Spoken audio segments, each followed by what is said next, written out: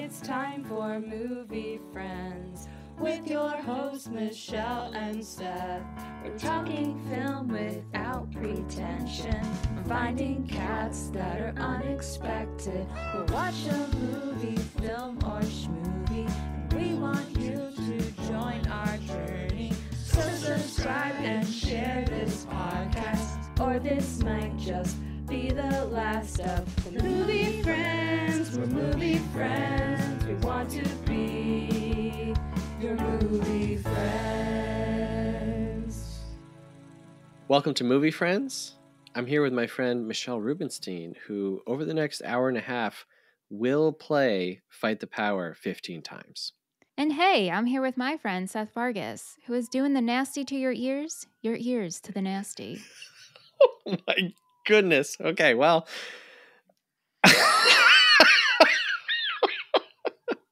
Hey, Michelle, what's going on? Hi, Seth. How are you? You have some nice posters behind you. You're really filling up your space. I do. I've got Agnes Varda. Mm-hmm. Hung up my Miami Connection poster. Yep, love that. Written and directed by Spike Lee, just in time for tonight's episode. It's very fitting. It looks great. Like, for those who don't watch our reels, so you might be confused, Seth has been decorating his space behind him when he records, and he's putting up movie stuff, and it looks great. Follow us on Instagram, instagram.com/something. Movie Friends Podcast, probably, maybe. Probably, yeah. Yeah. So you've been hitting up the city. Speaking of the city. Yeah, nonstop city living. My dear friend, Sam Vanderwielen. She has her debut book coming out in April 15th. When I start my business, I'll be happy. Tax day. Yes, tax day. So if you're into online entrepreneurship or you're looking to market your business, here's a plug, but I love my friend. So very excited for her. Anyway, we were in the city because she was recording her audiobook. How fun is that? Now, as someone who records audio all the time, were you like sucking it up? Yeah, I was. Experience, or were you like, okay, I know how to do this? No. I was very happy to be in the space. It was very cool to talk to Sarah, her engineer. I nerded out about microphones and Pro Tools, and it was very, very cool. Also gave me inspiration for maybe how we're going to set up a film that you and I might write one day. Interesting. Yeah. But also fun stuff that we did in the city. Not that the audiobook wasn't fun, but we saw the Book of Mormon. Oh, yeah. Oh, my God. It was so funny. It's so great. Good. Yeah. Yeah. That theater, the Eugene O'Neill Theater, I mean, I'm pretty good. I can get compact pretty well. And even I was like, whew, this is a tight squeeze. Yes. Speaking of a tight squeeze and live performances, we finally got confirmation on the venue for our next live show. Bum-ba-na-na! And this one's a little bit different. I don't really know how to explain this one. I wouldn't really call it a live show, but maybe in discussion. This is going to be a live recording of a Movie Friends episode. But it's going to be closer to like a normal Movie Friends episode without the theatrics, I guess I'll say that. Mm-hmm. So Michelle and I are both attending a weekend-long movie premiere music performance for this artist, Matt Farley, who I've talked about on the show, and we've talked about one of his movies before, Magic Spot. And it just so happens that the movie that's premiering, I happen to be in, and the restaurant that I work in is in the movie. Yeah. So Michelle and Anthony are coming to that. And so we were like, what if we did a Movie Friends episode? Yeah, right? We can make it work, right? Yeah. So it's going to be May 25th in Peabody, Massachusetts. Or maybe it's Danvers, Massachusetts. I'm not sure. Danvers. But if you are in the Peabody, Danvers, Massachusetts area, and you're like, hey, I would like to come hang out, then put it in your calendar, man. It's going to be a free event. At a restaurant. So you can come, eat, hang out, and we'll be there talking about a movie. But yeah, very exciting. Wow. This is going to be so interesting. Oh, yeah. Yeah. For so many reasons. Many, many, many reasons. So it's going to be fun. Memorial Day weekend? Memorial Day weekend? No. Memorial Day weekend. Labor Day weekend know when Labor Day and Labor Day's in September. Memorial Day's in May. Okay, there you go. Yeah. So yeah, come on by. It'll be fun. It'll be something. It will be something. Hey, you know what? It's a first. It's a first for us in this nature, wouldn't you say? Yeah. This will be different. Like I said, it's going to be different from our other live shows because we won't be like on stage with props. Although, you know what? A prop or two might show up. I don't know how a prop or two might show. I might have something in my pocket. I don't know how to escape and not have a prop. Like I always can make something a prop. Yeah. We should frame it as like, come have lunch with movie friends. Milkies with movie friends. Milkies? I was trying to think of a food that starts with M. Meatloaf and movie friends. Yeah. Meaty, beefy, super beef. Don't they have the super beef on the menu? Meaty munchies with movie friends. Munchies with movie there friends. You go. Right. You're welcome, friends. You just witnessed a workshop. There you go. That's how everything around here gets figured out and decided. Yeah. Yep. Massachusetts. I mean, this is our first out of state. This is not only is it out of state, is our third location. I mean, if we were, my dream is to have a tour T-shirt. Yes. And so we would have 3 different locations. By the time we get around to a tour T-shirt, it'll be like 5 years in, and it will be, all these different locations over years. I think that's even funnier. You were touring for years. Yeah, we were. Yep. Just want to give a quick reminder to everybody. At the end of this episode, way after the final theme song, there is a message coming for Michelle's inner circle. And in order to decode it, you need to be a part of Michelle's inner circle. Patreon.com/moviefriendspodcast. $5 a month supports the show so that we can do cool things like write a movie and film it, which is part of what we're doing. And you get access to all of our additional episodes, our patron-only Discord. You get to vote on upcoming movies each month, monthly themes. Next month's theme, by the way, March, wide open. Know. We have no idea what it's going to be yet. And you get to be in Michelle's inner circle. You get to decode the secret message at the end of each episode, which has been a lot of fun. Yeah, it's been a lot of fun. Hey, we got some emails. Email. This first one. Oh, gosh. This first one, I might edit as I read. I'm not sure. So if you hear some... Should I read it?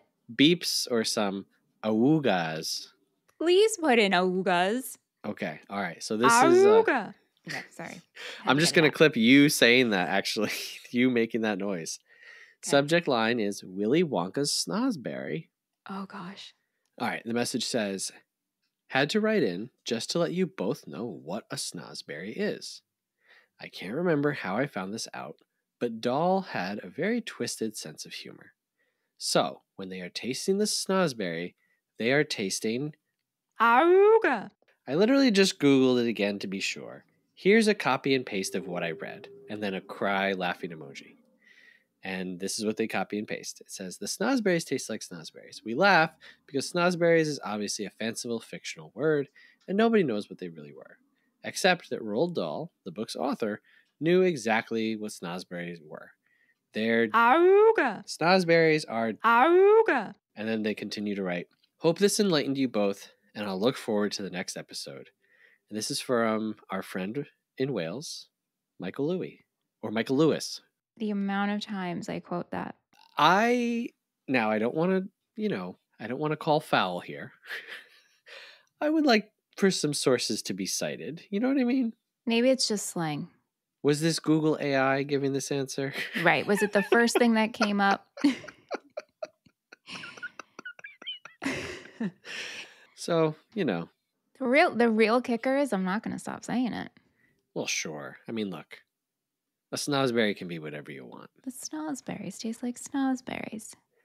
Next email, subject line is Back to the Future Part 3. And they say, the older I get, the less fondly I feel about this trilogy. I agree that 3 is better than 2. Michelle's face right now is aghast. I'm just so insulted. Aghast and agog. Mm.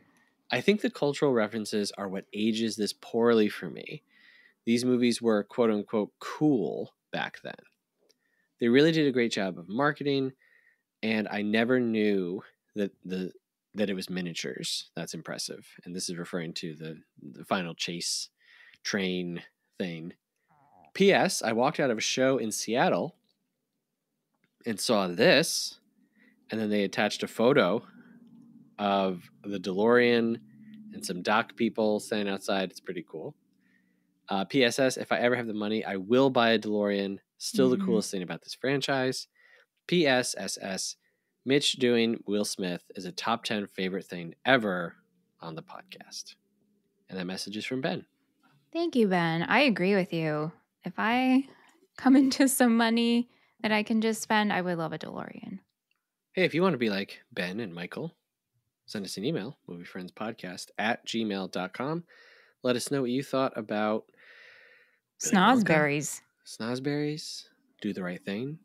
So we're continuing Food-uary, and this was my pick. So we're talking about Do the Right Thing from 1989. Written and directed by Spike Lee. Cinematography by Ernest Dickerson. Composed by Bill Lee. Edited by Barry Alexander Brown. Costume design by Ruth E. Carter. Starring Spike Lee, Danny Aiello, Giancarlo Esposito, John Turturro, Rosie Perez, Bill Nunn, and Ossie Davis. Michelle, you want to read the summary for us? New York City, summer of 1989. It's hot. Very, very hot. The residents of a city block in Brooklyn are going about their day. Mookie is a pizza delivery man for Sal, the local pizzeria owner. Over the course of their Saturday, generational and racial tensions will rise and explode, changing their lives forever. What does it mean to be alive? What does it mean to live in a community? What does it mean to do the right thing? So before we get into our discussion, we're going to try to guess what each other are going to rate the film. And this is for a year-long competition where we're betting pickles. And so far, I mean, this is what, the 5th episode of the year? Only one of us has won a pickle. Yeah, one. There's still one pickle on the pickle platter. Pickle on the pickle platter. How are you feeling this week? Are you confident? No, I'm not confident. And I think it's because I'm not confident in how I feel about this movie. Yeah. Okay. I know. So it just kind of feels a little squiggly all over the place. Yeah. But even though I am not confident, I am locked in. I'm also locked in. So this was my pick. And a lot of the movies that we do on the show you haven't seen before, but you have seen Do the Right Thing previously. So when did you see this for the first time, and how was it revisiting it? Yeah, I think I saw this for the first time. It was either 2009 or 2013. Why and I those say that, specific yes, days? I say that because Kyle and I were going through AFI's top 100 list. And so I cannot remember if we did that while I was still in college or when he came home. He moved away for a little bit to become a ski instructor. And so I'm not sure when we decided to do this list together. So yeah, we watched this film together and we both did not like it. Oh, okay. Do you remember why you didn't like it at the time? I think Kyle didn't like the pacing and the end of it. I also, I think, was very not in the mood to watch a film like this and felt that it was going in one way and then went another. And so interesting. Leading up to it, knowing we were going to cover it, Aunt has never seen it, I had to kind of get into the mood to watch it. And, like half hour in, I'm like, I don't know what my problem is. Like, this is great. So yeah, definitely a new appreciation of it. But I mean, we'll get into, the rest of my feelings, but that's kind of the beginning gist of it. What about you? Well, I mean, I had always heard of this film, but this kind of fell into my, it's a classic, it's a big movie, so I have no interest in it. And something about the title, I was like, how corny is that? I kind of just by osmosis and assumption was like, okay, this is a story about race in America and it's called Do the Right Thing. I don't care. But I love Spike Lee and started watching Spike Lee films as a teenager. and just, again, was never interested in this one for some reason. Like, this was one of the last Spike Lee movies that I watched. And when I saw it the first time, I definitely related to Sal a lot. And I thought, okay, here's this guy, and he's this white guy, he's Italian, and he's in a predominantly black neighborhood. He doesn't live there, but he's like a nice guy. Like, he's a good guy, and he could be racist like his son, but he's not. And that was really the way that I saw him, especially the scene where he sits down to talk about like why he won't move to another part of town and how much it means to him that like kids in the neighborhood have grown up eating his pizza. And I was so struck by the ending because I was like, well, wait, but isn't Sal like the good guy in this movie? And that's kind of where I left it. And then in revisiting it, kind of knowing where the movie's going now, and then reading about Spike Lee's opinion on Sal and on the events of the day, I was like, oh, wait, did I think Sal was the good guy because Sal's the guy who's most like me? And are there any good guys? And then all of the questions that I think you ask when you like really engage with the movie. Because, I watched this movie by myself on my couch and the movie ended and then I went about my day. It wasn't the same thing as being back in 1989 where people were talking about this movie because it came out and, at the time people were reporting on this thinking that it was going to cause riots. Yeah. And then it would be Spike's fault. Yes, exactly. If the crowd did riot. There was a lot more conversation and, I think when you have to answer for art, you think about it more. Yeah. Where when you just experience it, you can kind of be like, okay, and then you go about your day. I thought that it was a really well-made film. Like, it looks great, sounds great. His creativity is something that just really excites me and interests me. He makes really odd choices, but it comes from a place of confidence and a really deep knowledge of like film history. And so there's something about his style that doesn't bother me. I mean, people really don't dig his style, but I'm into it. And so that's kind of where I left it. And now looking at this movie, I don't have any answers. So do you need answers though? I don't know that I need answers because I can look at what he intended. And according to Spike Lee, Sal is racist. And more than likely, his son, played by John Turturro, whose name I always forget. Is it Pino or Vito? Pino. Because there's Pino and Vito, right? Yeah. Yeah. What? Don't do that to your kids. Well. According to him, Pino didn't just become racist out of nowhere. He must have picked things up from his dad. And then at the end of the movie, when pushed, Sal is screaming the N-word and breaks the boombox. And he doesn't kill Radio Raheem, but... and so that's Spike Lee's take on him. Mm-hmm. So I don't know that I need to find out my own answers because that's what he intended to show us. I just think everything is so unclear that I think you can kind of come to different conclusions. Absolutely. Yeah. Yeah. I mean, I think this is showing a lot of different personalities who all want to be the center focused. We all have our own personal bias. Yeah. Biases? Yeah. What is the plural of that? Biases. Okay, you got where I was going.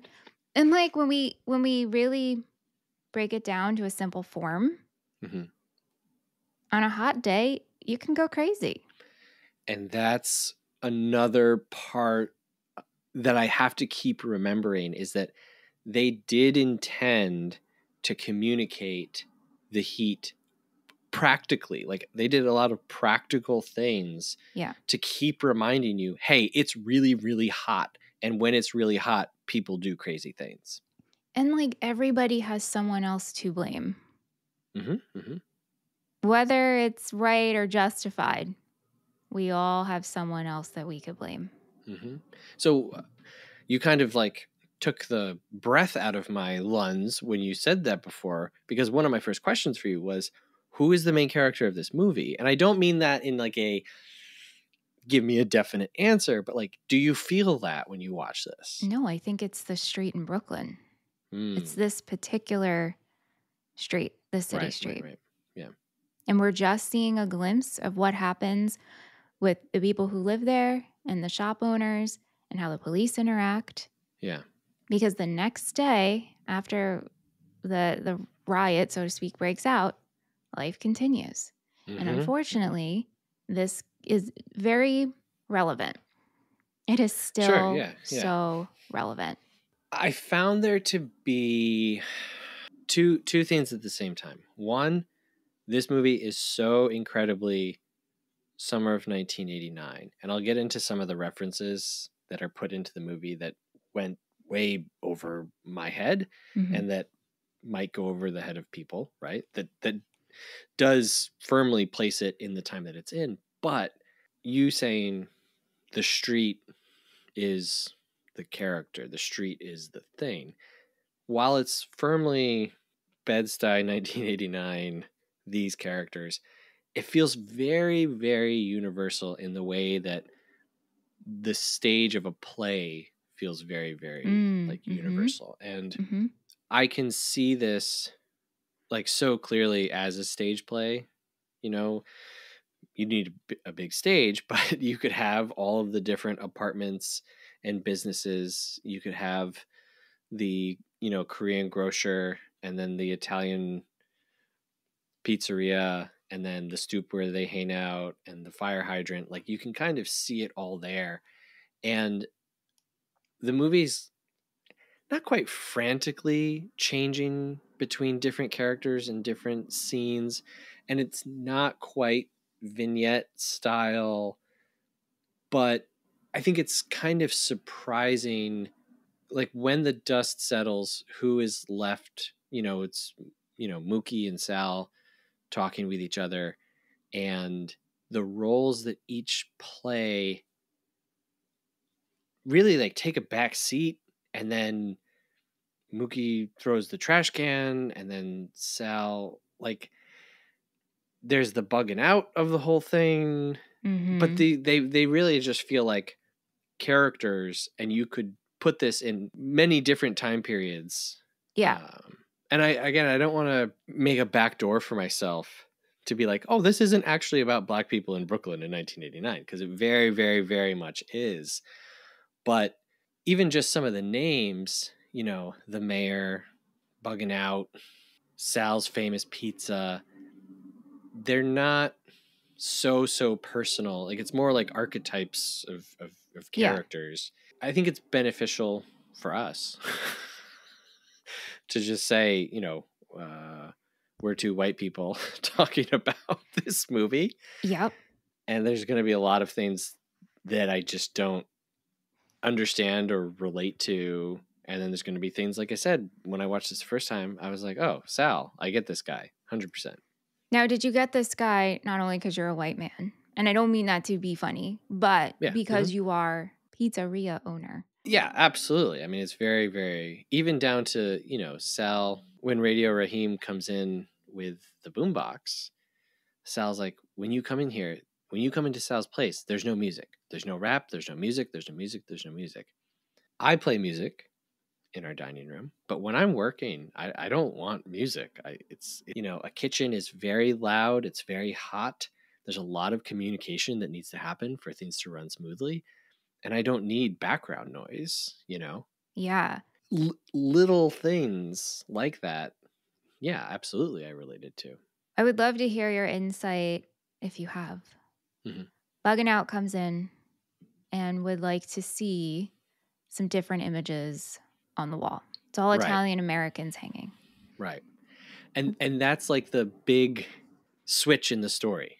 Yeah. So do you think Bugging Out has a right to suggest different imagery, even though this is Sal's pizzeria. He can do whatever he wants, decorate however he wants. But Bugging Out's like, no, you're in my neighborhood, our neighborhood. How do you think about that? Because as an owner, like, how would you react? Yeah, I think there's two different ways of looking at it, which is the entire movie. That's the whole movie, right? Yeah. Is Spike, I think, had something to say, but he left so many things up to you to kind of decide. And I don't think that he is both sidesing this. I think that he believes that there's a right side and a wrong side, but he lets you figure out which side you're on, and then you have to think about whether or not that's right or not. So did this neighborhood used to be predominantly Italian, right? And as Black people are moving in, is there like white flight and people are moving off because they don't want to be around Black people? And Sal's like the one person who stays and keeps his business there. If that's the case, is Sal motivated by that of like, I'm going to retain my identity? The neighborhood has changed around me, but I'm Italian.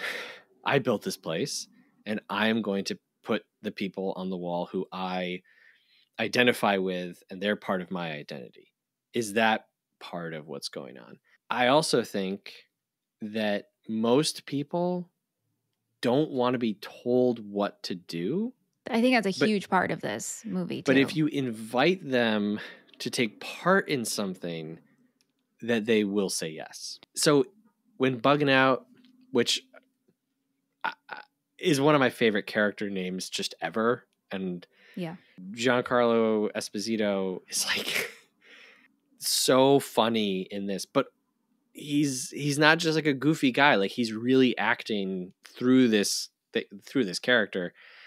Absolutely love it. So when Bugging Out like challenges him, now it's a matter of, well, if I say yes, it's like giving in, and it's admitting that I was wrong, and it's blah, blah, blah, blah, blah. And like the position that Sal takes is, look, I've never had trouble with these people.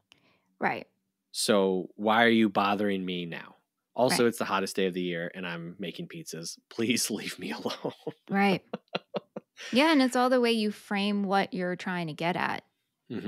Everybody's just irritated and angry and coming at it from their point of view.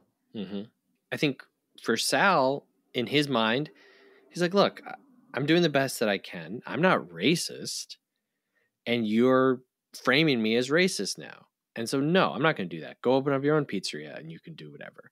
Yeah. Where Bugging Out is like, look, Black people fund your life.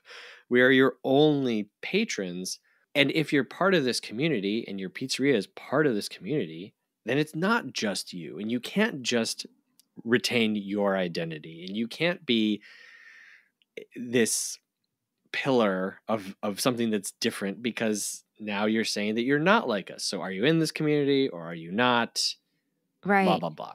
And so, for me, if someone came into my restaurant and said, hey, the community is doing a fundraiser, can we put this flyer up? And I know that that's a little bit different, right? But am I going to say, no, I don't want that. No, I don't want to support this and that.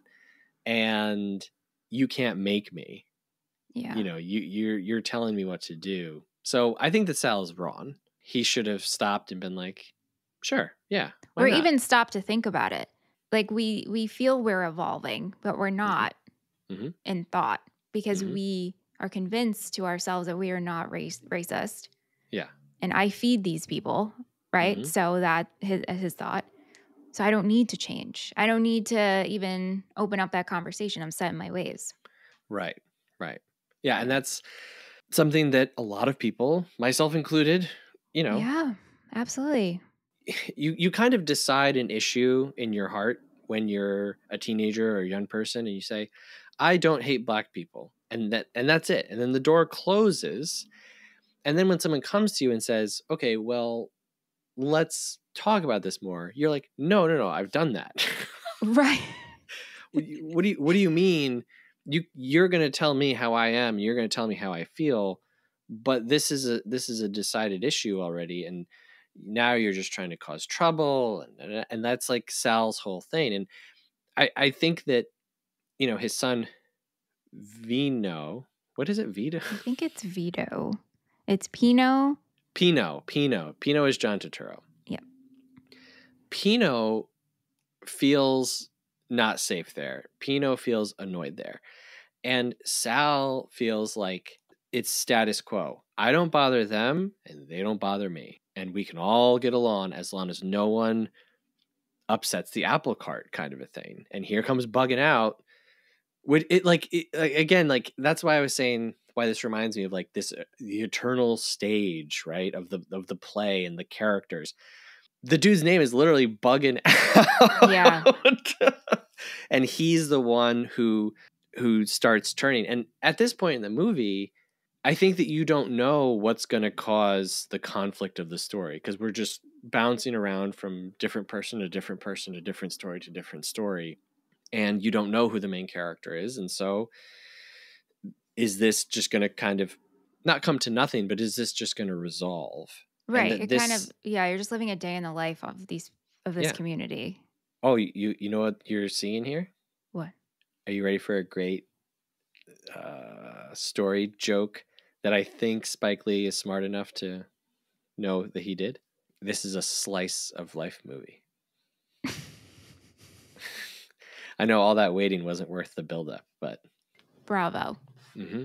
But at the same time, this is built around a story that actually happened. Right. And so it came to be known as the Howard Beach incident, where 12 white men chased down 3 black guys from a pizzeria. One guy ended up running onto a highway and got killed. And there are a lot of things that are in this movie that I think you and I wouldn't pick up on unless we looked into them. Yeah. And again, that's not to like create a little escape hatch of like, we're absolved from knowing what this movie's about. But I think as time goes on, that it won't matter if you're black or white watching this movie, because of things that are forgotten about. Mm-hmm. That all of that stuff will kind of go over anybody's head. But there's things that tie this to real life incidents. And so, making this about a pizzeria in Brooklyn, that's a signal to people who know the story of what actually happened. One of the other scenes, one of the other things that didn't immediately mean anything to me, when Mookie pulls Jade, his sister, outside after talking with Sal. And Sal, we've seen him, he's annoyed, but he's a nice guy, right? Yeah. Sal's a nice guy. He gives money to the mayor to sweep up. To Smiley, right? He's nice to everybody. And then we get this scene where he's talking with Jade and he's complimenting her eyes. And he's like, oh, I'm embarrassed to even be saying this. And Mookie pulls her outside. And he's like, you're not welcome here. You're not allowed to come back. And she's like, hey, you're overreacting. Sal's just being nice, right? Well, there's graffiti on the wall behind them. And what it says is, Tawana told the truth. I had no idea what that meant. Did you look this up at all? No, I didn't. Okay, so this is another thing that if you were around, especially as a resident of New York at the time, this is shouting out something to you that completely goes over our heads. So Tawana Brawley was a teenage girl who was missing for 4 days, and then she was found. And she said that she had been kidnapped and raped by 6 white men, one of whom was a prosecutor, one of whom was a cop. A grand jury investigated and found that she made it up. That was their finding, that she had lied. Her boyfriend came out later and said that she had made the whole thing up to avoid getting in trouble. And so Do the Right Thing takes place after all of this has happened, right? After this jury is found out. It's not in the middle of the case. The wall behind them doesn't say justice for Tawana or anything like that. It says Tawana told the truth. Mm. Right behind a scene of a black girl after being hit on, basically, by an older white guy. Wow. Did you read that, or you were curious about what that could mean behind her on the wall? Well, I mean, as soon as I saw it, I was like, I have to look it into up. what this is. Like, this has to mean something. You know, this isn't just random. Yeah. And I was just blown away. And that was the moment where I was like, okay, again, there are movies that you watch and you're like, okay, yeah, I think I know what this means. And then you look into it and it's like, oh, no, there's so much more that's being said here. And that's just that's in literal words on the wall. Right. So what else am I missing in the year 2025 as someone who was 1 year old when this happened? And then how much am I missing as someone who is not a black person and didn't grow up during this time, you know? Wow. Later on, you know, when Radio Raheem is murdered and, you know, he's choked out, you can hear someone in the crowd, they say they did it again, just like Michael Stewart. And so he's putting in real life people and real life cases and examples of times where things happened and justice was not served. And so that's why when you go back and you read the reviews of this movie and people are saying Spike Lee is literally trying to incite people to riot after watching this movie. Yeah. I don't know how you feel, but yes, it's really hot. It feels like the end escalates so quickly. I feel like it takes a while for us to get there. And that's like my pacing issue. Because it's even the movie feels totally different in this way. And then by the time we get to the end, it's like, whew, we're off. Yeah. Yeah. I mean, and it just happens so quick. And I think things escalate very, very quickly. Yes. Yeah. Yeah. Like right before the huge confrontation, Sal's like, we had a really good day today. Yeah. And you know what? I'm going to rename this, you know, Sal and Sons. And you know what, Mookie? Like, you're going to be in on that. And like, you're like one of my kids. And so we have this kind of like false resolution to the day. It's like, we made it. We made it through. We closed. You know, if anyone has ever worked in a restaurant before, I think you know the feeling of, you know, having a horrible day and you go through a terrible rush. And then it's the end of the day and you're counting the money. It's like, oh my God, it's over. You know, it goes from that to the big confrontation. It's like, wow. Yeah. So I want to ask you about Spike Lee as Mookie. We know that Spike Lee is a very talented writer, very talented director, one of the most important American directors of the last, you know, 30 years, 40 years. Is he a good actor? I think for this character, he's playing Mookie. I agree with you. Do you know what I'm saying? Like Mookie's a bad dad. I don't think he's a good boyfriend. Is he a great worker? I don't think so. No. We're not think so. We're not very motivated to advance our career and personal relationships. But I think Spike Lee's doing a fine job. I had no remarks on his acting. Yeah, I agree. I think that Spike Lee writes this and then he acts it and he directs it. So how can this role be bad? Right.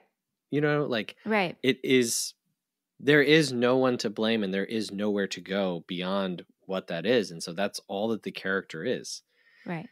And so I enjoy it. Like a lot of people are like, oh yeah, of course, Spike Lee, you know, known egomaniac, puts himself in his but movie. You know what? He's not, to me, he's not the main player and main character and the star. Nope. Like, yes, Spike, you directed and wrote and acted, but Mookie's not the shining light. There's not like an ego behind it. No, I know. I agree. Yeah, I agree. I like this role. I like him in this role. It's interesting. And again, he's not really a good guy. Now, the only thing I'll say, you know, we see Mookie leaving to like take a shower and go see his sister and go see his girlfriend. Mookie's worked there for a long time. And throughout the movie, we see Sal and his boys, they're also sitting around. and they're not working the whole day. What is his name? Vino? Tino? Vito and Pino. Pino. I'm never going to remember Pino. When they get there, Sal's like, hey, Pino, sweep up. And he just won't do it. Like, he refuses. Lazy. Like, right off the bat, he refuses to do it. And so, Mookie, you should take your delivery and you should come right back. But all I'm saying is he's worked there a while. Yeah, and I get that too, because you're seeing how the other two act. Like, I'm not going to go above and beyond. Like, Pino and Vito suck. None of them are. Yeah, right. And and it's not like Mookie's like coming back and they're like, we got 10 deliveries. Where have you been? Right. He knows the deal. He's fine. I've got this amount of time to bring this pizza there. I'll be back. It'll be fine. He has a rapport with Sal. Mm-hmm. And it seems like his duties are limited to delivering. Like he says, he's like, I get paid to deliver. I don't get paid to sweep up. Right. And so if that's the case, then it's almost like Pino is like trying to take advantage of him. It's like, look, man, I wasn't hired to do this. Just because I'm here doesn't mean you get to tell me to do whatever I want. Yeah, it's almost like in a weird way. It's like Cinderella. Mookie, Cinderella, Pino and Vito are the stepsisters. And Sal, evil stepmom. Wow. Yeah. Blowing my mind right now. And you know how what are their names? Drizella and I have it on my future cat list name. Oh my god. Future cat name list. Anyway, but they remind me of the two stepsisters. Okay. Wow. Yeah. Does that make sense? Totally see that. Yeah. Yeah. Anastasia and Drizella. There's so many characters in this movie. We're definitely not going to be able to talk about all of them. We already mentioned Bugging Out. I love him. I mean, when the dude, steps on his sneaker and then like can't understand why this is a big deal. He's got the whole block being like, that's a really, really big deal. And he's just like, what's the big deal? Yeah. Yeah. But yeah, love Bugging Out. We're doing a boycott of Sal's. And everyone's just like, no, we're not. What are you talking? We eat there. We're not doing that. Again, maybe his approach could be a little bit different, but I think he's got a point, He does have a point. Yeah. I think everybody has a point. Right. Everybody has a point. And they're trying to lead with it as best as they can. We've got to mention, Radio Raheem, Bill Nunn. He's got a great monologue in the movie talking about love and hate. This is lifted from one of my favorite films ever, Night of the Hunter, Charles Laughton. Flat out one of the best movies ever made. Just going to say that. We will do it on this show. That was my follow-up. It's a thriller that often gets put into the horror category because of how,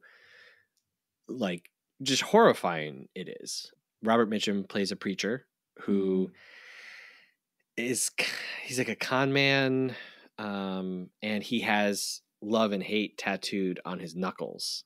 And he does that whole monologue. Spike Lee and his director of photography, Ernest Dickerson, they went to film school. And I listened to an interview with Spike Lee about this movie, and they were asking about all the different angles and the different shots and how they did things. They put a sterno can in front of the camera to show heat waves. I love it. Yes. Oh my gosh, that's amazing. And when they were asking him about some of these things and like homages to old movies, he was like, me and Ernest Dickerson were like huge film nerds. And throughout a lot of Spike Lee's movies, there's all these nods to classic Hollywood. In fact, Lee is like, I think he's finished now, but he's remaking High and Low, which we have done on this show. Are you stoked about that? How do you feel about that? I'm apprehensive. I'm very nervous. It's Kurosawa, and I can't imagine trying to do Maybe that. We don't call it a remake. Maybe we just call it a different version. Yeah, and he's gonna. I think the title is going to be Highest and Lowest. Okay. But it's going to be about class, and the rich people and the. Do you know where people. It takes place? I don't. I've tried to avoid everything about it. Oh, right. I know you don't. Right. I am. Denzel is starring in it. I'm gonna look this up because I'm very curious. Yeah, if this movie is good, this is like a Seth Mad Libs. Of like incredible movie, High and Low, directed by Spike Lee, starring Denzel. Like, yeah, I'm very, very hyped, but I'm also very nervous. But Bill Nunn as Radio Raheem, he's also not what we would look at if we were going to write the sympathetic character who gets killed in the end. Like, Radio Raheem is kind of rude. Yeah, he does not back down. He's very quiet, but obviously the boombox is speaking for him. But when he speaks, he is calm. But the camera angles show force. Yes. On his face and very zoomed in. And the angles were playing with that, too. And I feel like he's indicative of more of a generational gap. Yeah. Than necessarily just along the lines of black and white. Mm-hmm.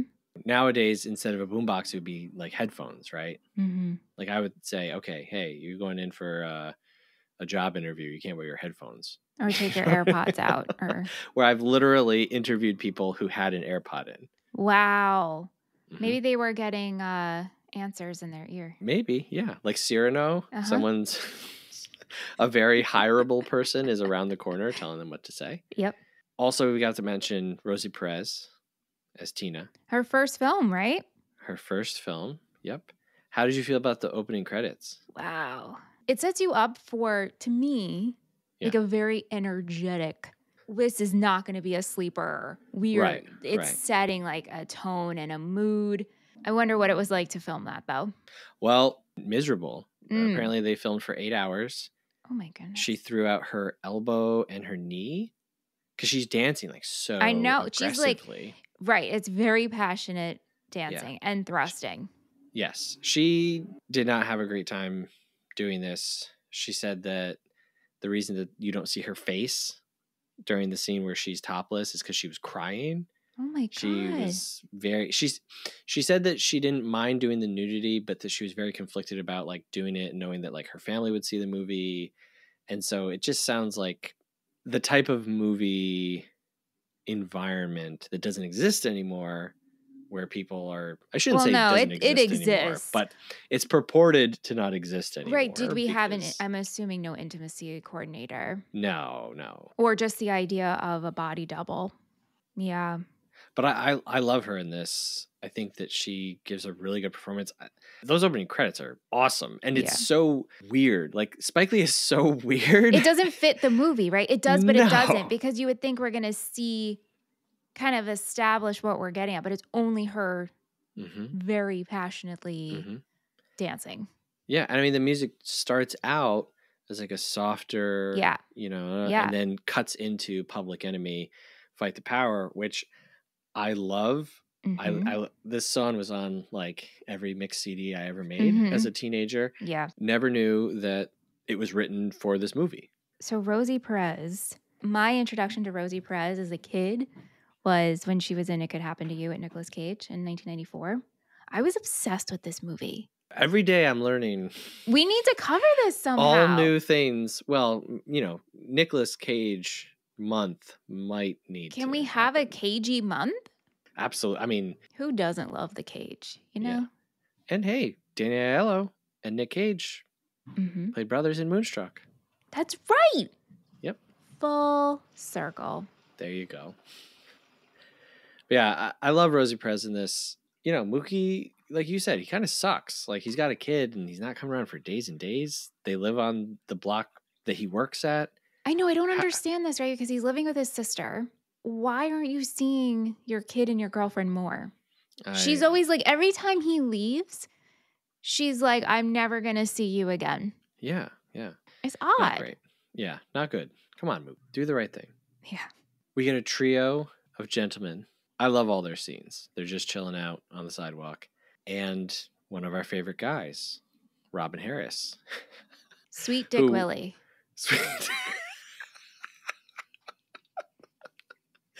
We fell in love with Robin Harris when we did House Party. Yeah. Which, by the way, House Party is like one of our most listened to episodes on YouTube. It is. And the only thing that I can think is that people are going to YouTube and searching for the dancing scene from House Party and clicking on our episode. And then they land and they're like, what is this? Yep. In fact, we've gotten that comment. Like, why? Yes, what is this? Every day when I check our downloads, one of the ones that is consistently re-listened to is House Party, which I think is rules. Pretty great. House Party is so good. Yes. I'm so and Robin glad we Harris covered it. Yeah. is incredible in that movie, and he's so funny in this movie too. He's so good. My favorite scenes were with those three men. And Oh, yeah? and also visually to look at against the red wall, and the three of them just sitting there. Their commentary, it not only was funny, but we're also saying a lot of truths too. I loved it. But even them, you know, we get I love the just racist tirade. Yeah. When everyone from all the different races just yells at the camera horrible things, and you know, we get a Puerto Rican guy, we get a white guy, we get Vino, right? Is that his name? Yeah. Tino? Vito, Vito. No, that's not it. Pino. No, Yeah, Pino and Vito. Yeah. We get Pino, and we get the Korean guy. Yeah. You know, who's racist against Jewish people, it turns out. Yeah. And it's showing like all of these characters that you think are like cool and nice, they all have prejudices inside of them. And these guys, they're really, really angry that a building used to be abandoned and now it's been taken over by someone not from the neighborhood. They are, but I don't know if it was Robin Harris's character or maybe it was Coconut Sid or ML. I don't remember, but one of them was like, well, it's not like you're going to open up a business. Right. So I'm going to go and support the Koreans who now own the deli or the shop.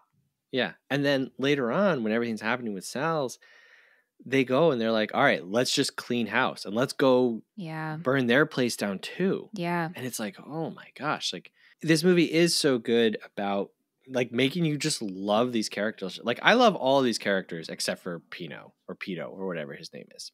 I love Rosie Perez. And then you're like, oh, you're really mean to your mom.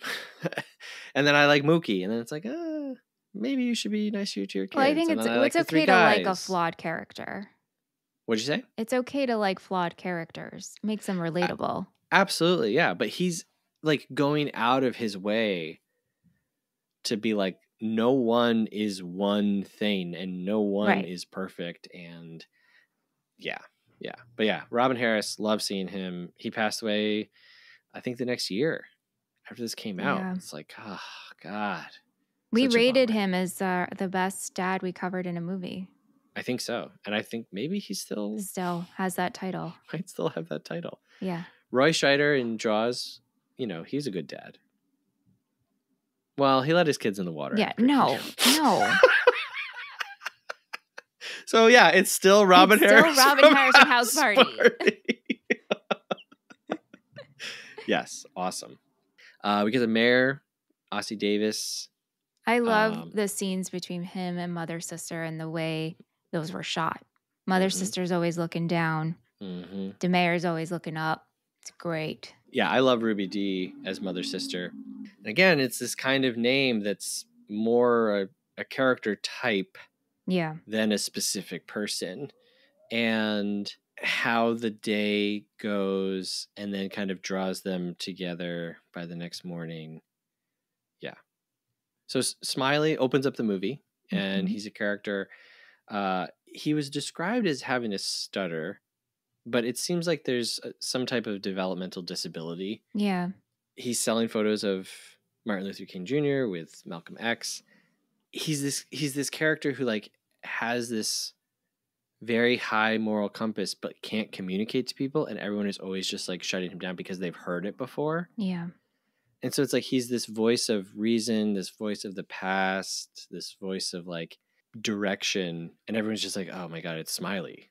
Like, I don't have the patience. Not today. It's too hot. Yep. And Roger Guinevere Smith, apparently Smiley was not in the original screenplay. He kept asking Spike Lee to put him in. And so they like figured out a way to put him in. And I just don't understand how this movie opens or ends without Smiley. And how did they land on this character choice? Spike Lee said that they landed on it because they wanted something different from everybody else on the block. I think it's also interesting that we end the film with a quote by Malcolm X and a quote by MLK. Right. And so how does that come into play if you don't have this character? Right. And this also goes into the love and the hate. Absolutely. Yeah. Because, Malcolm X and Martin Luther King Jr. in their teachings kind of led differently. And over time, both of them came closer to each other. Yeah. Someone asked Spike Lee, you kind of give these two opposing messages at the end. What are we supposed to believe? And he's like, right, but I finished with Malcolm X, who's like, self-defense is not violence. Like, it's not. And so clearly that's what I'm saying. Yeah. So I want to ask you about the end. We get to, do you want to talk about our DJ? Mr. Senor Love Daddy. Mr. Senor. So Mr. Love Daddy. Love it. Oh, yeah? You don't? No, I do. I think it's a really good fixture in this movie. I think Spike Lee is just writing Boehner character after Boehner character and just putting them all in there. Like, I want to be on this block. Like, you know what I mean? Right. And this character is observing. He's providing the music. He's ordering the food. He's very much a fixture, but he does not interact with anybody. Right. I love when he's just listing Black artists. Yes. And that's something that Spike Lee is doing throughout the movie. Yeah. There's a few times where we're just listing names of artists, names of victims. It's just so interesting. Like, it's hard to think of times in movies where that happens. Yeah, as a roll call. And he just does it, and it just feels so right. And because you become a resident of the block for the day. And so you're tuned into this radio station, and this is what we're hearing at this point in the movie in this time of the day. Yep. Yeah. It's all the gossip of what's happening. Oh, Mookie left his shift to go hook up with his girlfriend, and he's our narrator. Yeah. The mayor pushed a kid. Did you hear what happened? Oh, and then these guys soaked a car as it was driving by the fire hydrant. It's great. Yeah, it's really great. But yeah, the characters in this are like one of the, I think, like enduring parts of this movie. Like, all of them are great. And I kind of wish we spent time with all of them more. Yeah. I want to ask you about the ending. Sal closes up. He says he's going to rename it Sal and Sons, whatever. Mookie, you're included in that. And we're never going to leave. Sal's is going to be here forever. Oh, by the way, upon watching, I watched this a few times for this. At the beginning of the day, Sal says, I'm going to kill somebody today. Does he? Yep. Wow. Did not catch that. Which on rewatch stands out like a sore thumb, So Bugging Out and Radio Raheem come back in. I think Smiley's with them. I think that Sal is nowhere near justified in destroying the radio. He is the one who initiates like the physical violence. Throughout the movie, he keeps grabbing the bat. Yeah. It was the catalyst. And he destroys the radio, and then they get into a fight. They call the cops, and Radio Raheem is, choked. And the whole time he's being choked, I mean, he's a tall dude, right? And it's not till part of the way into him being choked that you see that his feet are actually off the floor. And you're like, oh my God. Mookie sees his friend killed and then grabs a trash can, throws it through the window. Yeah, I'm mad. I get it. Like, he's not trying at that point. He's just, how I took it, he's just mad that he just saw his friend get killed. And we're violent now in a way where like I have to express how I'm feeling, and not so much like I want this place to burn. I am just so angry that I just saw my best friend murdered, essentially. Yeah. This is where my grip on this movie starts to slip. And not that I'm conflicted, because I think I can see all the pieces, right? The way that it's shot, the way that it all plays out, it feels kind of not murky, but I don't know. I don't know because I'm not Mookie, but like, I don't know what I would do. And it feels like the violence being directed towards Sal and not the police is really interesting to me. You mean like the community is not fighting the police. Right. They're fighting Sal and burning down his place. Yeah. There's such a Because fear there. it's the police that kill Radio Raheem.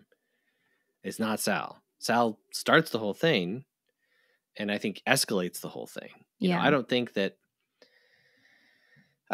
out and that they were going in there to like tear the place apart. There's a fear there though. Like you're just seeing your neighbor get killed. Mm-hmm. And the police are like, they have metal bats. Like they're right. Yeah. So would you go after them? Right. And so is it the thing of this is something that I can do? Right. The police have such a strong stranglehold, literally, on us that this is not a defeatable enemy. And so where does my rage go? Yeah. It goes here. Mm-hmm. You know, Sal talks about how it's not about the money. It's so insane to me that the next day when Mookie shows up, Sal just has like hundreds and hundreds of dollars in his pocket. Yeah. Right? This is a guy who's like just lost everything. No, he hasn't. And he talks about, you know, yes, I'll get the insurance. And this was another thing that I can relate to. And I think most people who've tried to do anything can relate to. It's like, it's not about the money, you know, it's me. And I think part of what he's mourning is, you know, that he's spent his whole life not having a problem. And now he has a problem. And so he has to, like, the image of himself has burned down. The image of Sal, the nice guy who doesn't bother the people in the neighborhood, and Sal, who's not racist, that's gone. And so your vision of yourself, you know, and again, me as a white guy who's like, I'm not racist, I'm anti-racist, I'm all of these different things. If I found myself in his position and now I'm being blamed for the death of this kid, one of the kids who's grown up on my food, I don't have a leg to stand on anymore. I can't say that I'm any different from Pino. I can't say that I'm any different from any of the other people because I just caused the death of this guy. Mm-hmm.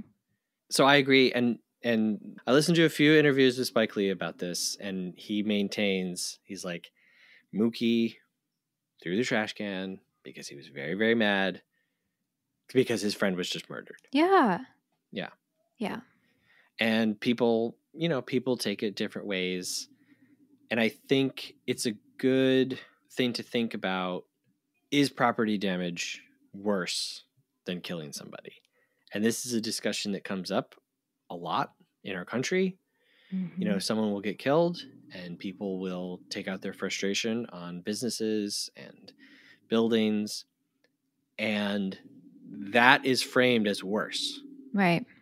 Yeah. It's like, look, yes, somebody died, but that's normal. What you're doing is not normal. And, you know, for me, again, I'm with Mookie. It's like, look, man, you got insurance. Yeah. Like, you can rebuild if you want. Radio Raheem can't. He's dead. Like, that's the end of his story. Also, you're just a white guy. You'll be fine. Mm-hmm. You don't even live here. You don't even live here. You're a white dude with insurance money. Mm-hmm. You'll go on with your life, and you'll be fine. So how did you feel about Mookie the next day coming in, the interaction that they have? He's got to get his coin. Yep. I also was very taken aback with the fact that we had this wad of cash in the pocket. I didn't remember this scene. And so I was like, oh, would he, you know, I didn't know how Sal was going to react, even though Sal's like, it's not about my money. It's not about the money that my restaurant burned down, but Mookie asking for money. I didn't know Sal was going to react and just have cash to pay him. Mm-hmm. And then when Sal just is so angry and gives him more, and then Mookie's like, no, it's only $250. You only owe me $250. And then throws it back at him, but then actually goes back and picks it up. It's very Judas being paid off. Yeah. To betray Jesus. It's very, I think, in Sal's way, his way of apologizing, but also at the same time showing dominance over Mookie in saying like, here's how much it's not about the money. I'll pay you double because I don't care. Like, if this is all you care about, then this is what I'll give you. And I'm in a position to do this and to kind of like humiliate you. Like, I'm going to humiliate you. You threw a trash can through my window and burned down my building. Well, you know what? Here's how little I care about you. And here's how little I care about money. Where Mookie, that's all he cares about. And so he's trying to humiliate Mookie by being so much above the one thing. When we're introduced to Mookie's character, he's sitting on his bed counting money. Mm-hmm. So yeah, there's just like so much wrapped up in that interact. What do you think? It's close to my favorite scene of the movie. What do you think though of Mookie saying along the lines, and paraphrasing here, right? You gave me too much. It's only $250. Throws it back, throws the extra cash back at him, but then actually goes and fixes it up. He's smart. He got $200 laying on the ground because he throws back, because I guess it's $100 bills, right? Yeah. So he throws two back at him. He's like, I owe you $50. Right. Yeah. Yeah, I thought that was pretty great. I think that this scene is maybe close to my favorite. It doesn't, he got direction from the studio that they wanted them to hug at the end. And he was like, I'm not doing that. That's Hollywood nonsense. Except he didn't say nonsense. Different movie, yeah. Speaking of different movies, so this movie is made in 1989, the end of the 80s. Do the Right Thing does not win Picture of the Year at the Oscars. It's not even nominated for Best Picture. Another movie's nominated that also deals with racial tension. It's a film called Driving Miss Daisy. Have you ever heard of it? I have, but I haven't seen it. So in listening to all these interviews with Spike over the last week, and by the way, Spike Lee is such a great name. Oh, it's great. Yeah. Your name is Spike? What are you kidding me? That's pretty cool. It's cool. In listening to all these interviews, him and whoever's talking to him always brings up Driving Miss Daisy and how angry he is that movie won. And I am an outright Oscars hater. I hate the Oscars. I think if anything, they're a great indication of like what has not aged well and is not like a good indicator of what was actually happening in the culture. Like, if you want to know like the dumbest, like just milquetoast, boring movies, look at the Oscars. Apart from sometimes the movies are good, and so before talking about Do the Right Thing, I was like, I'm gonna watch Driving Miss Daisy. Like, I want to see these two movies that came out in the same year that are in essence dealing with the same thing. And like, why was this one more acceptable? And why was Do the Right Thing so considered, just like in your face, and people were afraid it's going to start riots and blah, blah, blah. So I watched Driving Miss Daisy last night. I was extremely dismayed a few seconds in when I saw that Dan Aykroyd was in the cast. Your favorite. I hate that guy. Hate him as a performer. As a person, I don't know anything about him. He's probably a really nice guy, but I want to elaborate on you with that. I want to elaborate with you on that. Not at this moment, but yeah, it will come up again. I'm sure My Girl's good. My Girl's so good. Would love to talk about My Girl one day. I don't know if I can make it through. It's tough, right? Anyway, Driving Miss Daisy sucks from all standpoints. Genuinely, and I'm not just like, it was bad, really bad. And every time there's opportunity to talk about race and race relations. I mean, the movie starts out in 1948. It's about an old widowed teacher who is Jewish and the driver that is hired for her who is black. Every time there's any moment where something can be discussed, it's just kind of like glazed over, or like... Is it fluffy? It's very fluffy. It's very feel good. But like, there's no real moments of like reckoning with anything. Even their relationship as it develops. It's like one of the most like happening before your eyes movies I've ever seen. Like, it's just like stuff is happening on screen. Information is passing in front of me. None of it is engaging. None of it is interesting. And it made me mad. It did make me mad. Like, watching these two, thinking about these two movies, you know, for you and me, this is a movie. This is just a movie, but there's real like anger and fear and experience that we don't have. And this movie tries to communicate some of that. Mm-hmm. And it's not what was wanted. It's not because it makes you stop and it makes you think and you don't feel good. Like, Do the Right Thing is like the opposite of a feel good movie, you know? Yeah. Yeah. I mean, it's a tragedy when It's it a comes down to tragedy. it. Yeah. And unfortunately, it's something that continues to happen, you know? And I mean, we even get a reference of Trump. I know. Can you believe that? It's insane. so tonally, unfortunately relevant. Yes, it's insane. Did you have anything else that you want to mention? There was just one scene with Pino and Vito in the closet.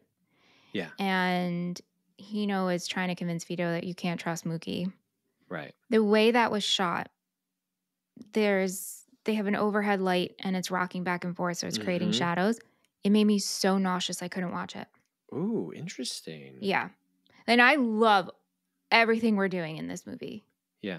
That scene legitimately felt like an upchuck coming. That's great. And the guy who plays Vito, I really like him. I think he's so good in this. Yeah. The last thing I'll say, I know I'm talking a lot, but I love that the movie has you spend time with these characters before showing them in the riot. Mm-hmm. Because maybe the next time you see a riot, you will consider that these people have a life before it and after it. And they're more than just what is happening in that moment. Like, I love that we spend all this time with them. And then, I mean, you even see Sister Mother. She's there saying, burn it down. Yeah. It's crazy. Yeah. And like the three nice guys on the sidewalk, they're literally crossing the street to like burn down this grocery store. So this movie was made for $6.2 million. Box office $37 million. Now, I heard a rumor, and this just cannot be true. So if anyone has heard this and you have any insight, please reach out to us. moviefriendspodcast@gmail.com. I heard a rumor that this movie only had a few pizzas, and so they had to keep reusing the same pizzas as props over and over and over again. Why would we draw the line there? And that's my question. Is $6.2 million, that's decent for this movie. Now, they did rebuild. You mentioned, seeing the guys on the sidewalk with the red behind them. They actually painted parts of the block to be red and orange to help communicate the heat. Mm-hmm. Mm-hmm. So, they built Sal's, they built the grocery store. So, okay. Money went into it. But pizza is so cheap, especially back in 1989. Like, what would a pizza be? $4? $5? Now I'm like thinking like how much? I don't know. So please, if you happen to be on the set of Do the Right Thing, please. Can you confirm that the prop department only had 2 pizzas? Yeah. This movie has 92 on Rotten Tomatoes, 4.4 on Letterboxd. Wowie. Wow. That is high. 93 on Metacritic. This is part of the Criterion Collection, and this was included in the National Film Registry in 1999. So only 10 years after it came out. Wow. And I would like to crunch some numbers because I'm curious to see if that's like the most shortest amount of time between release and being included, because that's quite short. Ebert gave this 4 stars, and he gave it 4 stars when it came out too. Nice. Production days, they filmed this for 8 weeks. And I pulled, yeah. Whoa. Yeah. I pulled a quote from Ebert's review, if I can read it. Sure. He says about the film, "Of course it is confused. Of course it wavers between middle-class values and street values. Of course it is not sure whether it believes in liberal pieties or militancy. Of course some of the characters are sympathetic and others are hateful. And of course some of the likable characters do bad things. Isn't that the way it is in America today? Anyone who walks into this film expecting answers is a dreamer or a fool. But anyone who leaves the movie with more intolerance than they walked in with wasn't paying attention." Wow. I thought that was pretty great. Well said. well said, because I lose the plot a few times watching it. I'm like, what are we saying? Yeah, right. All right, let's go into our happies and crappies. It's time for happies and crappies. Happies and crappies. It's time for happies and crappies. Happies and crappies. All right, my happy for this might be the same as yours. Don't know. Is Robin Harris as Sweet Dick Willie. I just love him so much. And for my crappy, I'm not entirely sure. As a pizza guy, I'll just say I had a lot of questions about the setup of this pizzeria. Oh. Yes. Like the functionality of it?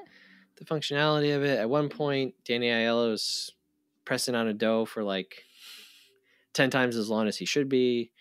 Yeah. Where are they keeping all their dough?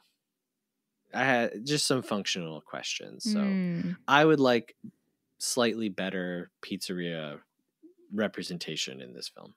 Right. Even though, it's not really the point of it, but. Well. Sure. My happy is also Robin Harris. Yes. My crappy is the pacing, but I actually don't have any suggestions.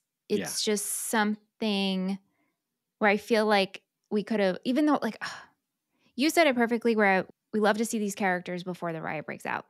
But maybe it could have came a little bit sooner and we just tighten it up a little bit. And Ant felt the same way.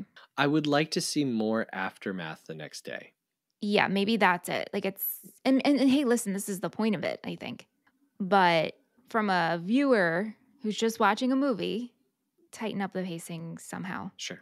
So we have some people online, not just Twitter, put it out on Instagram too. Ooh, you fancy. Oh, yeah. So we've got the real Ryan Ritter says, it's the first thing I think of when I hear the phrase perfect movie. Wow. Wow. Andrew Corns, he's the host of the Revisionist Almanac, which this movie and Driving Miss Daisy would be right up his alley. Hey, they go back and look at the Oscars and like what they got wrong. I am fascinated with the premise of Andrew's podcast. Oh yeah? I when I tell you I think about it more than once a week. I'm not kidding. And I've never reached out to Andrew because I feel like it's weird now, but now I'm saying it to you, so maybe Andrew will listen. So maybe. I just want to know where we came up with this idea. What was the inspiration for it? Do you know? No. I'm fascinated. And I told Aunt about it. We talked about it. I'm like, wow, this premise is so interesting to me. Yeah. And, not to keep talking about Andrew, but for each episode of his show, he has to watch like 30 movies. I know. That's what also blows my mind. Wow. Andrew, if I haven't weirded you out and you're listening, share. So yeah, that's the Revisionist Almanac. And they talk about film years in history. Anyway, he says, top 10 movie of the 80s. Robbed of Best Picture. Robbed, I tell ya. Rashan Jamal says, absolute classic. I already loved film, but this sparked my paying attention to technique and style. They wouldn't show it at night because they were scared of riots. I saw it on a day that was as hot as the film. Ooh. I can't imagine. I mean, I remember when the first Joker movie came out, people were worried that it was going to incite people to violence. And that just seemed so ridiculous and silly. So I can't imagine like going back to 1989 New York City and people being like, we don't want to play this. We're nervous. We think that they're going to do this. Sean Shank at Tyler_Burnham says, Do the Right Thing was heavy influence on how I thought about many societal issues. It's a movie that has grown more and more relevant. It's one of the most important American movies, if not the most important. Everything comes to the trash can and how you view the act. Paul Muad'Dib at Trigraptor says, I've only seen this once and came away with the impression that no one did the right thing. But I've had that challenged through some conversations about the film. Looking forward to the rewatch accompanying this episode. P.S. Best opening credits of all time. All right. So those are some people that we do know. Now we go to a segment of the show where we hear from people that we don't know. It's called Half Star, 3-star, 5-star.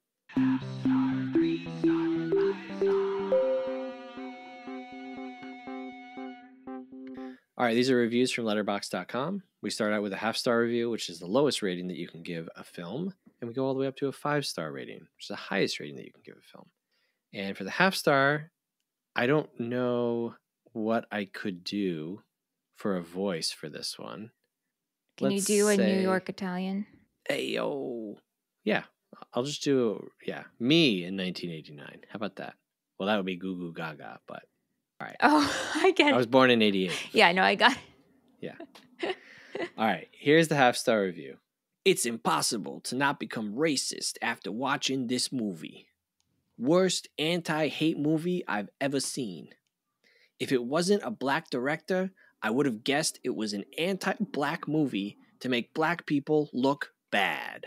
Wow. Now, all I will say is I don't recommend reading the half-star reviews for Do the Right Thing. Yeah, I can only imagine. And I'll leave it at that. Yikes. This person thinks that it is impossible to not become racist after watching this movie. And I thought that meant that he was saying that this is like propaganda to make people hate white people. Nope. No. So I think we have a new candidate for worst half-star review ever. Yeah, it's really bad. And like I said, this is the one that I felt comfortable reading. Oh, great. Mm-hmm. 3-star review said, I had a difficult time connecting with it and don't usually like when there's irrational yelling. That's funny. Which is funny. Maybe if I watched it again, I would pick up on some more of the complexities of the characters. I will say, I think the lack of brothers on Sal's wall symbolized his unwillingness to fully become a part of the neighborhood he's been in for 25 years. Yeah, and I agree. I think, come on, man, Sal, just come on. Mm-hmm. 5-star review says, this is maybe my third time watching this movie, and on this viewing, the thing I feel most is sadness. That is because, for as much as Spike Lee gestures to capital I issues like structural racism and police abuse, this isn't a movie about issues. It is a movie about community, about the individuals that make up any community, about the challenges and fears and resentments and anxieties and joys and happiness that fill their lives, and about the ways racism frays the bonds of community with suspicion and hatred.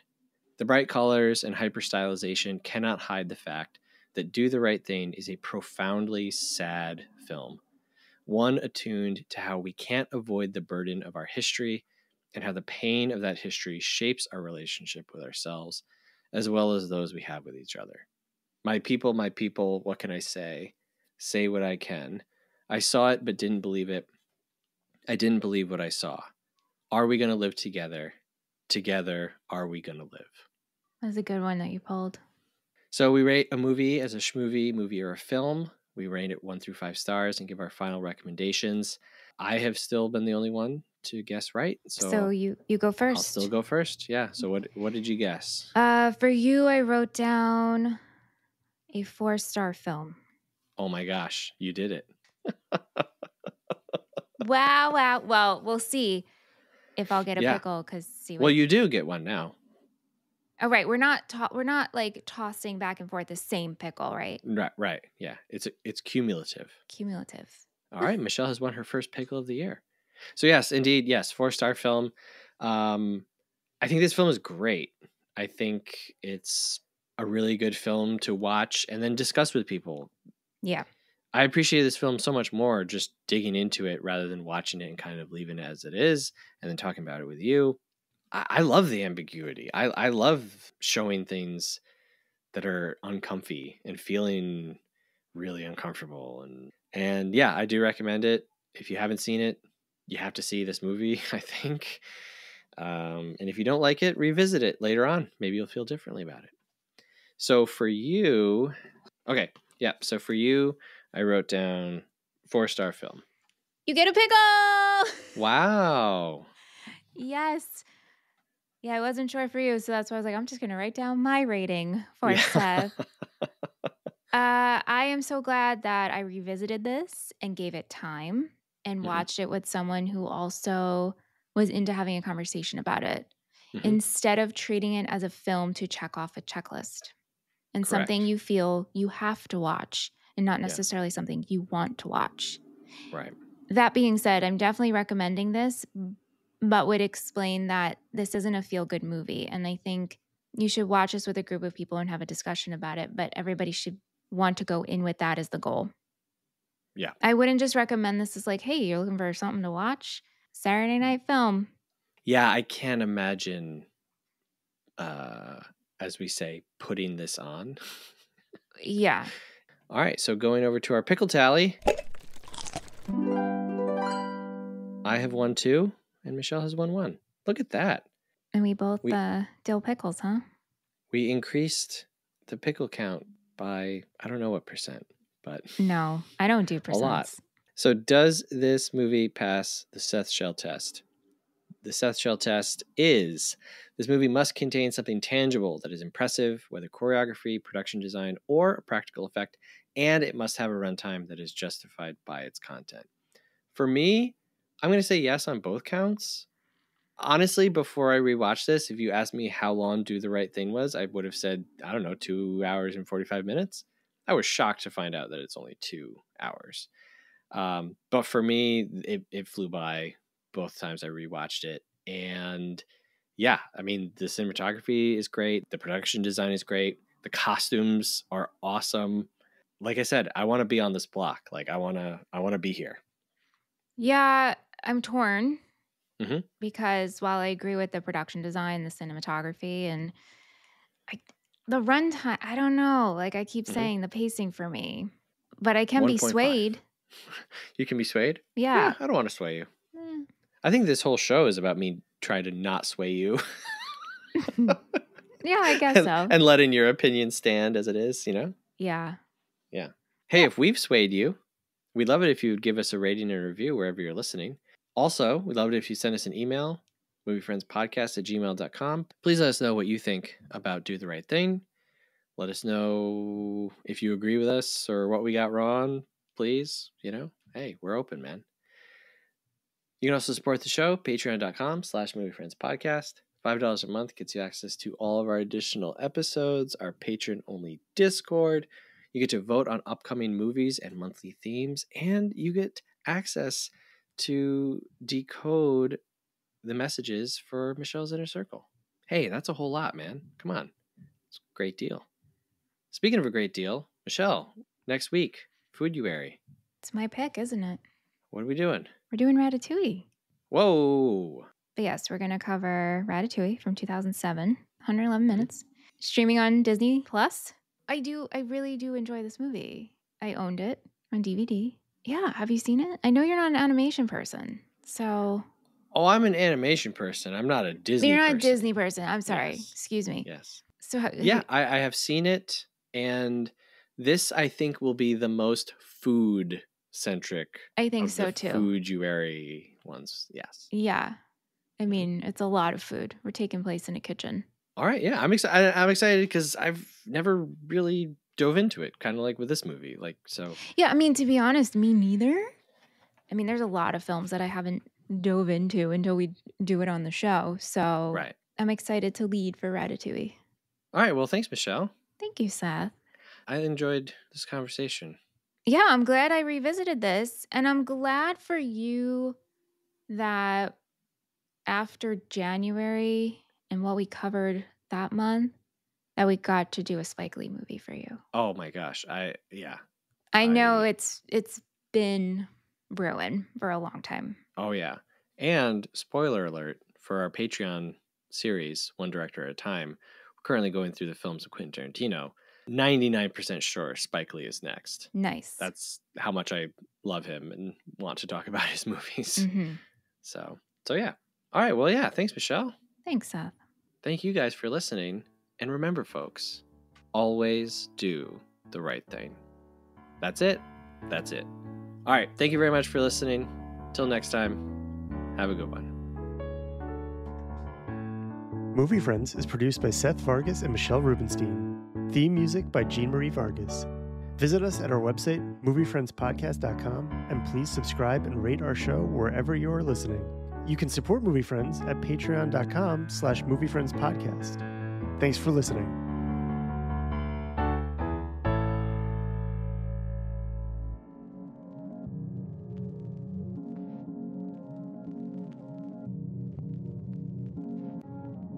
Incoming. Message incoming. Message to Michelle's inner circle. Remember kids, only Michelle's inner circle can decipher this week's message. Get ready. Get ready. Get ready. Message number 5. 73. 73. 52. 77. 49. 47. 43. 67. 86. 55. 43. 54. 76. 55. 33. 59. 76. 44. 52. 53. 49. 57. 33. Michelle is counting on you. Do not let her down.